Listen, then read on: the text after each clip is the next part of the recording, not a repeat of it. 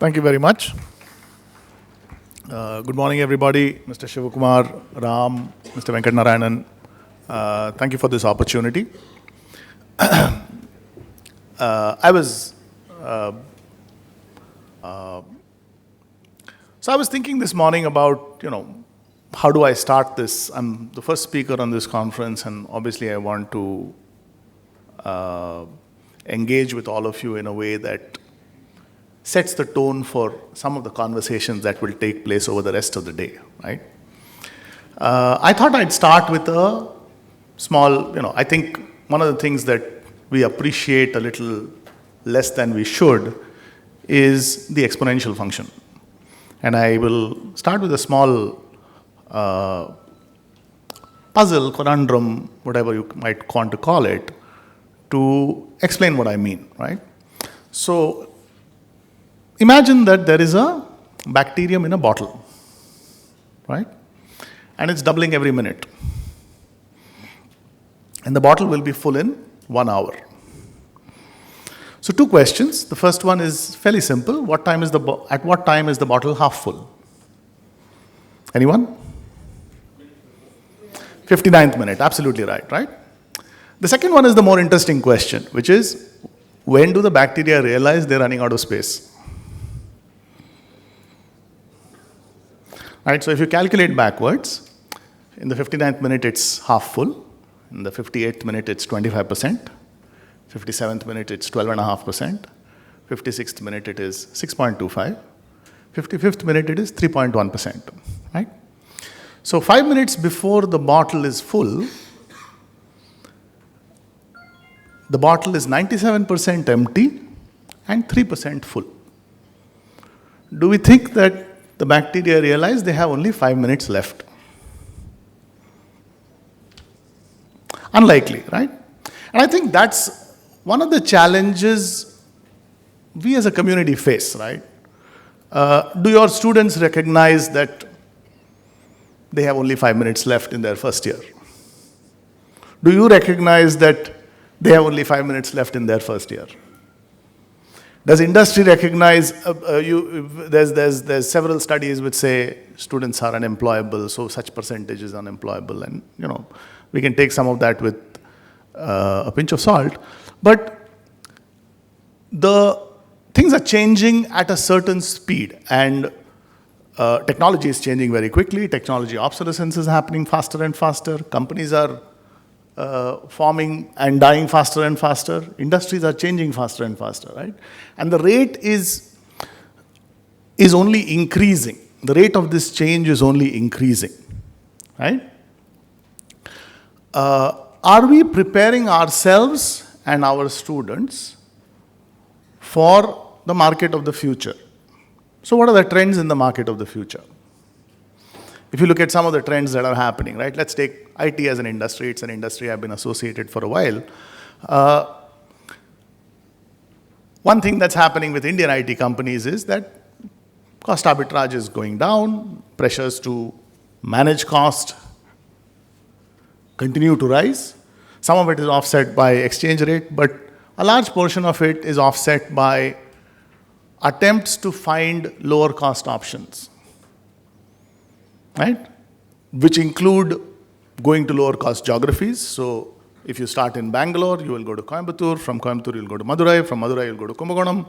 And you will attempt to cut your cost of operations in that manner.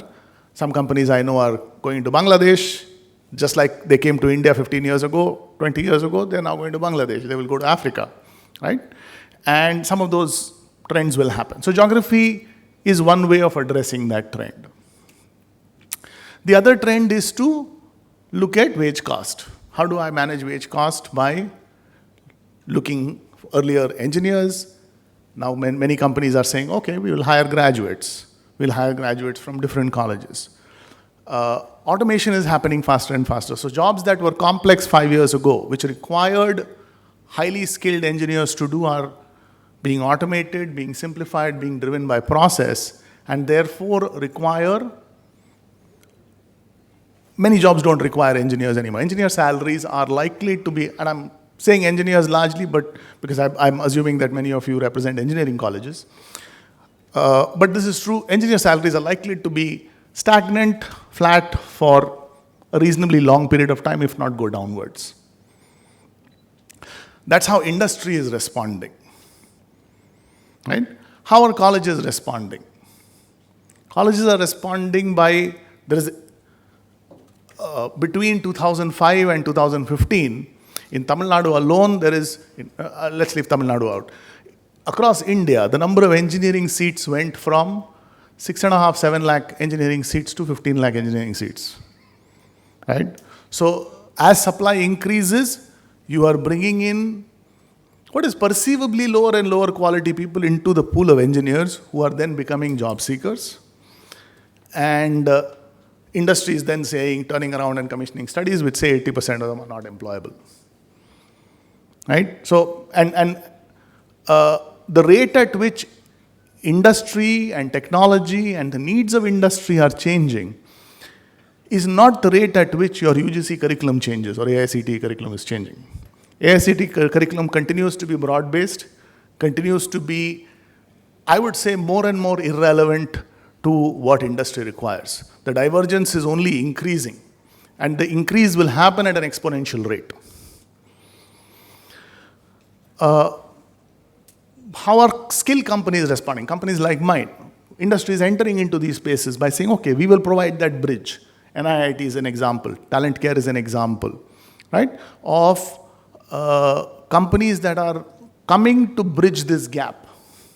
But all the solutions that are happening today are still what I would call symptomatic relief, not systemic relief. Right? We are addressing the symptoms. We are not changing the system. We are not addressing the system. I'll give it's a very factory way of looking at things versus a very, versus an agricultural way of looking at things. If a seed does not grow, a farmer plants the seed and the seed does not grow, but doing something to the seed, nothing is going to change. Right? The farmer has to change the environment, change the soil, change the water, change the nutrients, change the amount of sunlight, etc. for the seed to grow.